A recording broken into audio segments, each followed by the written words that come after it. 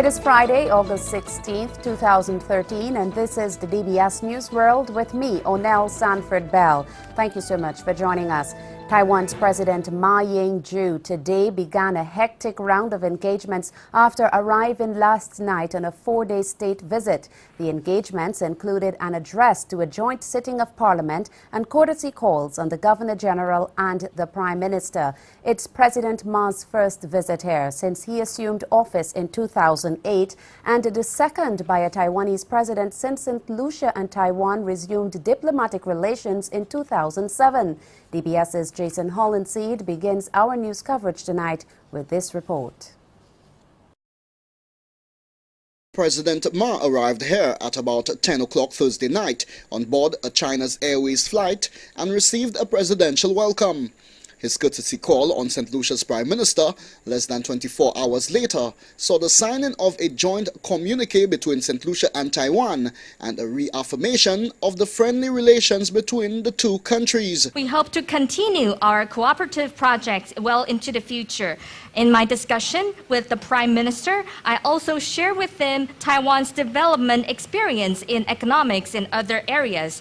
Also, we have mentioned the cooperative projects. For example, the basic infrastructure in St. Lucia, the prevention of banana black sigatoka disease, and also a very important medical program.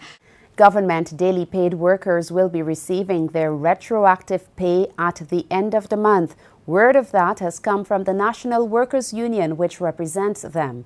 The union says it was hoping for direct communication on that decision since it had engaged a government team in dialogue on the issue.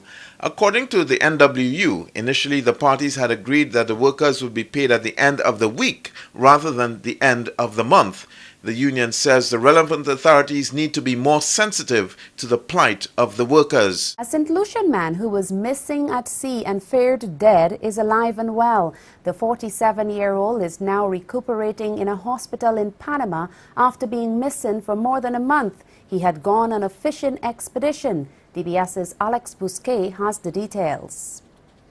Sosie Sampson has been to the media on several occasions to report that her boyfriend, 47-year-old Lazarus Alfred, a local fisherman, had gone missing and had not heard from him since.